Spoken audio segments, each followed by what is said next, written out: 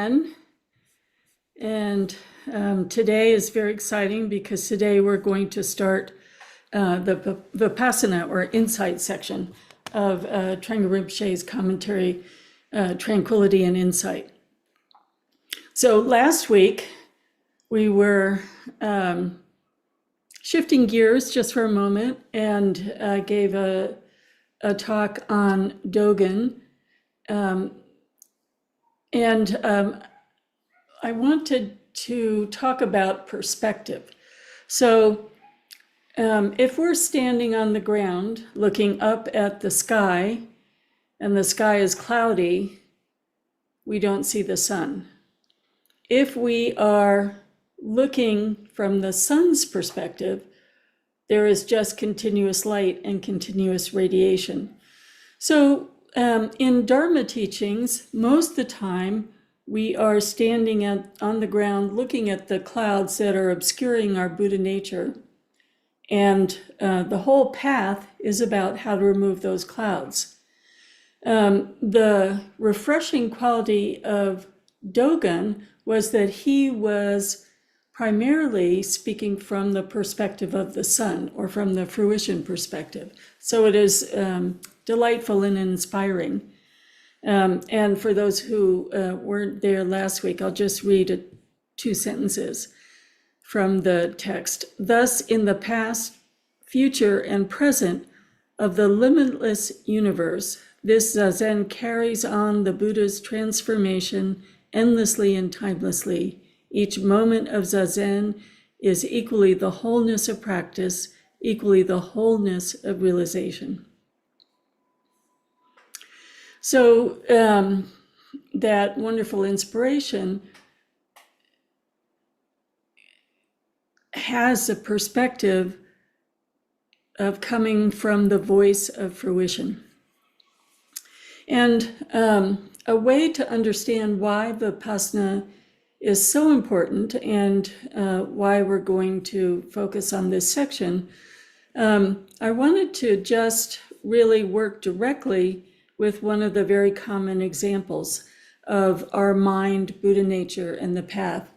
So we could say, and you find this classically in millions of texts, that our mind is like a mirror. So this quality of the mirror that has this clarity is intrinsically in the mirror. It is there, it is clear, and from the perspective of Buddha nature, it can't be harmed. But our experience, all of our karmic actions from now, I'm trying not to drop everything on my computer, but if you can see me, I'm millions of karmic actions from beginningless time until now has implanted seeds of karma that cover the mirror. So the mirror hasn't been harmed, right? The mirror is still there, but we don't access the mirror. What we see right now is the coffee. So never was harmed, always intrinsically there. But if we imagine the coffee as confused, non-virtuous action, pretty quickly, the clarity is not accessible. We don't see the clarity. So then if we think of our lives, and in the Dharma, we learn, about how to move from non-virtuous action to virtuous action. And so there's all of these wonderful teachings. A moral code was introduced into Tibet by Sangsten Gampo in 650. Every culture has a virtuous code. So we're doing virtuous actions, but these virtuous actions are still referential in terms of I am doing something for someone. So it's a different kind of habit that's being implanted, of a layer on the clarity of our mind, but it's still covering the nature of the mind. So from the perspective of the Dharma, we are looking at how to really understand the illusion of our conceptual reality that we've built, and how to join virtuous action with wisdom. And virtuous action joined with wisdom has the capacity to remove the covering. So this is why the Vipassana studies are so important, because they're an introduction to the wisdom aspect. And I was thinking about how to explain this in a way that we can take in our experience. And really, we do have that philosophical tradition that's similar with Plato. We have the people in the cave seeing their shadows and thinking that the shadows are the reality of existence. And when they are freed from the cave, they see that the nature of reality is an entirely different thing. So that's not unlike the perspective that we're working with in terms of conceptuality hides, covers, obscures the incredible clarity and luminosity of our mind. So Vipassana is an investigation of this illusion of samsara that is perpetuated by conceptuality. And the interesting thing about how we experience life is, because, going back to the mirror,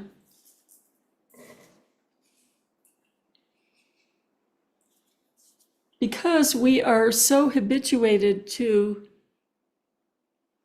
the obscuring layer, we start to trust the obscuring layer. We can hear about the mirror, but we haven't directly experienced the mirror, but we directly experience the confusion of samsara all the time and all of our habitual patterns all the time. So individually, we can see how there is a level of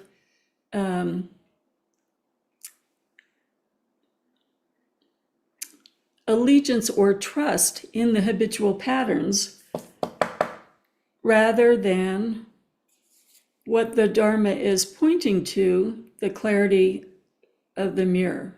See if you can get the mirror. There, the clarity of the mirror. So we experience that in our life very easily and very quickly when righteousness arises. So we can have, our sense of the Dharma, that yes, we're practicing, we're thinking about the Dharma, and then as soon as the causes and conditions arise in our life that evoke the righteousness, that there, that it should be this way, and why is it not this way, and it's really important for me to be angry about this and to fight this. That's our connection and trust in the illusion, leaving behind the trust in our Buddha nature. So the wisdom that begins to inform all of our actions, that has the capacity not just to set up good habitual patterns but to start to clear away and remove all the dust is what we investigate in Vipassana.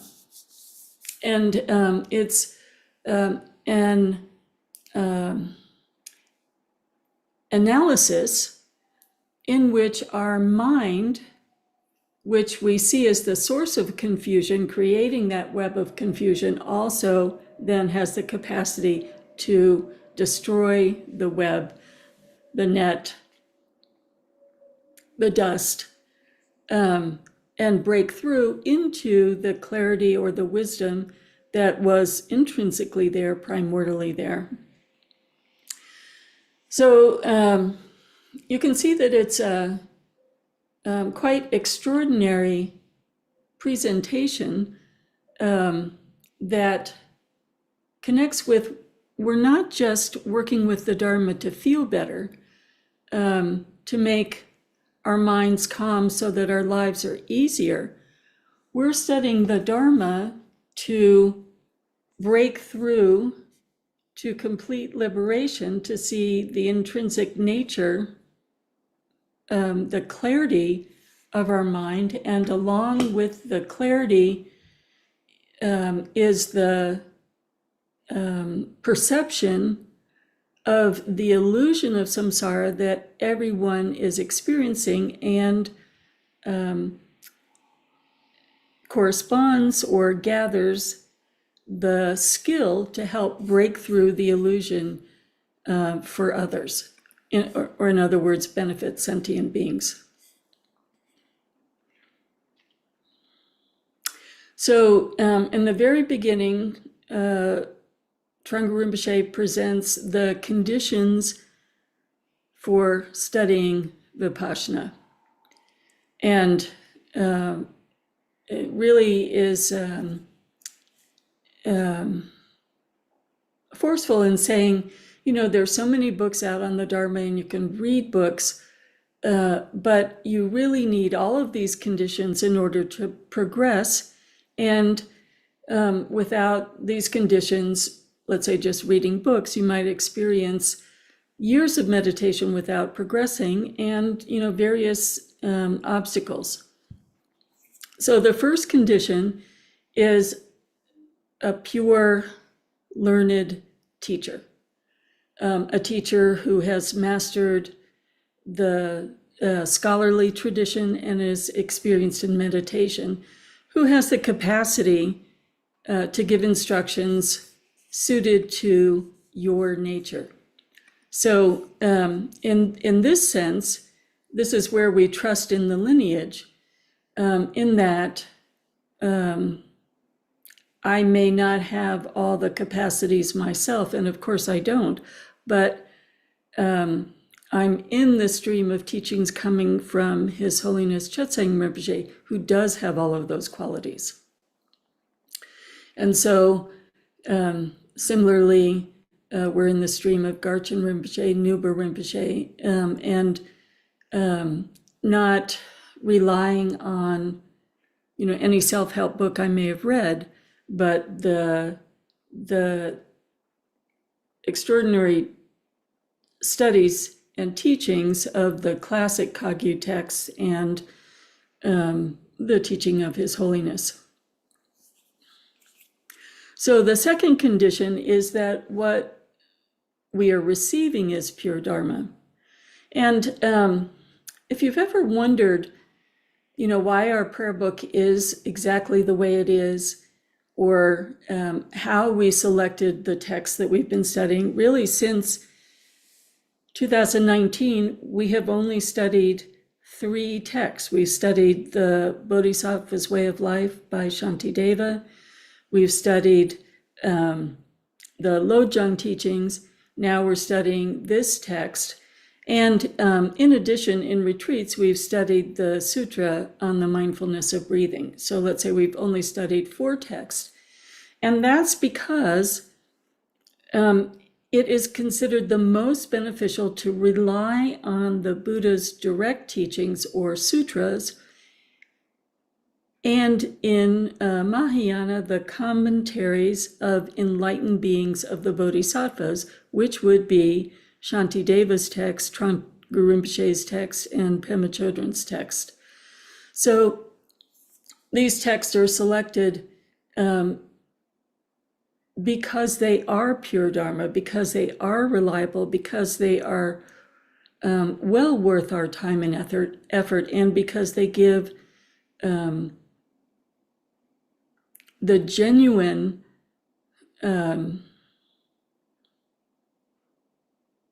stream of wisdom that we can count on, or this is how we would express it.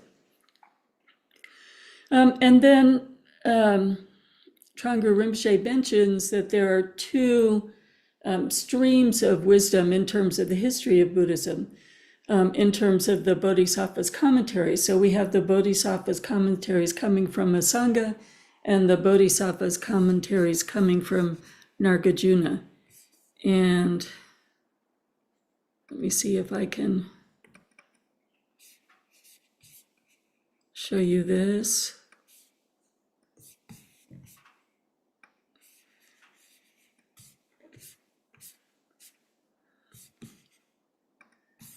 This is the Drikung lineage tree. And this is why it's painted in this way. So on the left, we have Nagarjuna's tradition and Asanga's tradition. So we see that when Gampopa entered the lineage, he incorporated and brought to the lineage these philosophical traditions.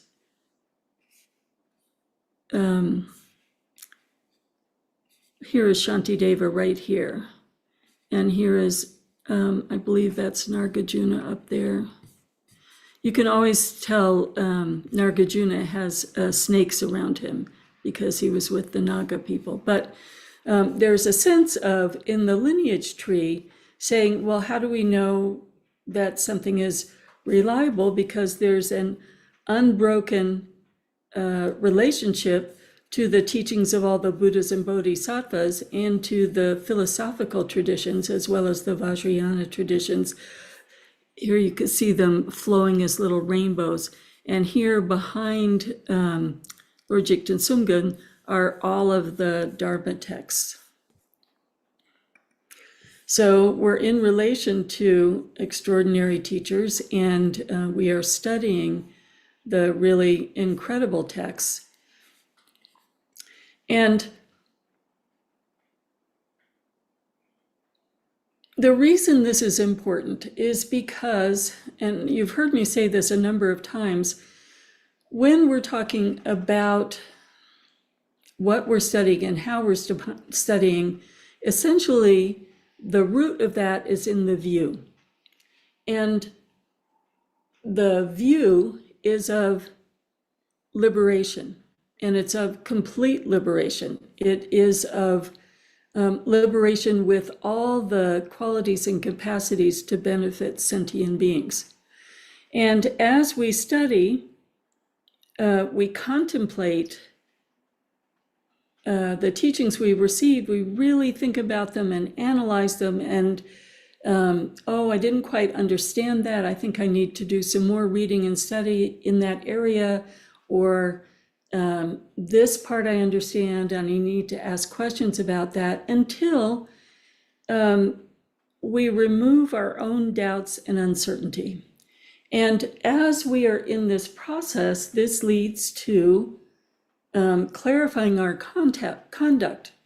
And then you can see our conduct, which is, of course, referential in the beginning.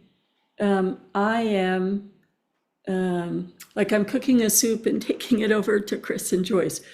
If I think of it as I am doing something, making the soup, taking the soup and offering it to Chris and Joyce, then my mind is conceptual and referential.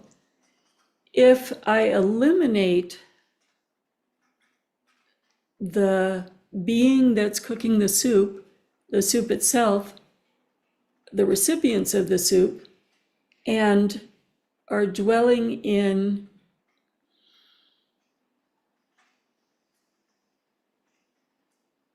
let's say bodhicitta without an ego involved, without referential mind taking over, then I am creating a virtuous deed that has the capacity to clear away the clouds that are covering the mirror. Both things are good and virtuous, but one is developing a habit of generosity, and one is the habit of generosity plus wisdom. And so as we are studying and we start to understand this more clearly, that allows the conduct to move from ordinary virtue to virtue combined with wisdom. So that's why these texts and these studies, particularly the studies that start to debunk the cave, debunk the illusory conditions of samsara, are very, very important. And then the other reason to have a really learned and qualified teacher is, if we were just studying the sutras by ourselves, we would see, the teachings that are relative, that Buddha would go into city after city that were fighting over this and that, or individuals that were sick or having problems. And he would give teachings related to that situation. And the significance of the enlightened teachers and the commentaries is to look at all of the teachings and distill appropriately for appropriate audiences what kind of medicine is needed, problem-solving medicine or wisdom medicine. And then we have the opportunity to work with the wisdom medicine in an accessible way. Additionally, if we think of how we're studying the Anapanasati Sutra or the Sutra on Mindfulness of Breathing, if we were just reading the sutra itself or reading the 16 steps, we would understand something. We would understand maybe something about the 4 different mindfulnesses. But the Sharvasti curriculum is the vastness of His Holiness Chetseng Rinpoche's mind applied to the sutra, seeing the layers of meaning, including the hidden meaning in the sutra, and unveiling the power and capacity of that sutra to help us progress along the path. So when we're talking about these different kinds of teachings, and some being provisional and some being definitive, and needing to know the difference through our listening to great teachers and studies, another easy to understand example is given. So if children are in a house that's on fire and the parents come home, if they look at the house on fire and they yell, emptiness, emptiness, emptiness, the children aren't going to come out rushing. The parents aren't going to understand anything. But if the parents drive up to the house, see it's on fire, and they say, we have all your Christmas presents and all the Easter candy, and it's right here, come get it, then in seconds the children rush out. So lots of the teachings in the sutras are helping people rush out of their immediate ignorance so they're prepared to progress along the path. And a lot of the teachings aren't, different from what, these relative teachings aren't different from what we see in other traditions. Other traditions teach compassion, and Barbara was saying last week that it's, similar, or the week before, similar to something a really good psychologist had told her. So the relative teachings are definitely helpful, but with the view clear, we understand that there's a difference between the relative teachings and the definitive teachings. And the definitive teachings start to clarify what the nature of this mirror is and why we are taking the path to liberation, not just taking the path to having a lovely, happy life. Nothing wrong with that, but it's a bigger goal. So this view is directing us to the fullness of our capacity. So we could say we all have bodies, so we all have the potential to be Simone Biles. But we don't know that we have the potential, we don't see the potential, and therefore we give up or we go to the gym for 10 minutes and never think about becoming Simone Biles. Whereas with the view, we see that we all have the potential to become Buddhas, to have a complete liberation of our minds, and that we're practicing the Dharma with that view in mind. So a simple way of expressing the definitive teachings is seeing the relative as the relative, seeing the absolute as the absolute. So we use the path to see that, I don't want to drop this stuff all over my computer. To see, understand, and know the difference between the relative. There might be, let's add more virtue into this, like lots of virtue. Oh, we're doing great virtue. So look at that. The whole mirror is covered with virtuous karmic seeds, but it's conceptual, referential virtue, not complete liberation, and virtue in accord with liberation. Really trying hard not to get it all over me or anywhere inside my computer. Okay, so all this is to say the Vipassana investigations may seem analytic, but they start to deconstruct the illusion of samsara, and it's why it's so important. And because this is such a profound teaching, it's why we rely on the learned teachers and the pure texts, or the words of the Buddha and or commentaries of Buddhas and Bodhisattvas, not wonderful as they are, self-help books. All right, this is the relating to Thrangu Rinpoche's just introduction, and then he goes into what Vipassana actually is and the different kinds of Vipassana, which we will start next week. But let's sit in meditation for a minute, a few minutes, let's say 5 minutes, and just go back into clarifying our mind with shamatha, dropping conceptuality to the best of our ability, noticing our habitual tendency to move away. And if you can take this aspect from the talk this morning, is noticing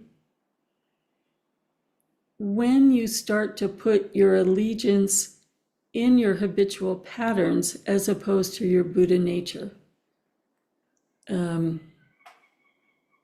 I need to be angry about this, or I'm totally justified thinking this way. as opposed to, this is a difficult, challenging situation, I'm going to take it into meditation and calm my mind and put my allegiance in the intrinsic Buddha nature that is in the process of being laid bare by my meditation, contemplation, and conduct.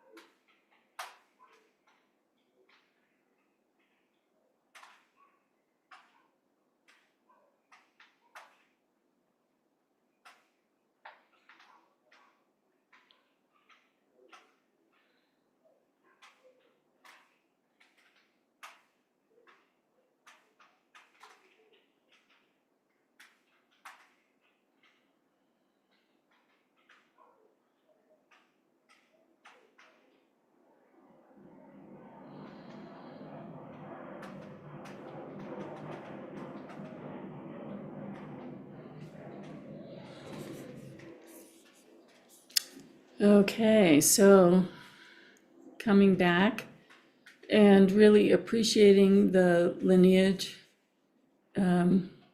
appreciating all the blessings and sources that are coming through the lineage to us, and appreciating that we are really grounded in genuine Dharma, recognized classical, pure texts that have benefited beings for centuries. And that nothing is meant to be taken on pure faith. We're offering these texts and trainings for you to examine, analyze. The image is like a goldsmith beating a piece of gold until your certainty is there and your trust is there. So then it encourages you to develop perseverance and joyful effort. So I'm going to do a short dedication, close the live aspect, and then we can have a discussion. Bodhicitta, excellent and precious mind, where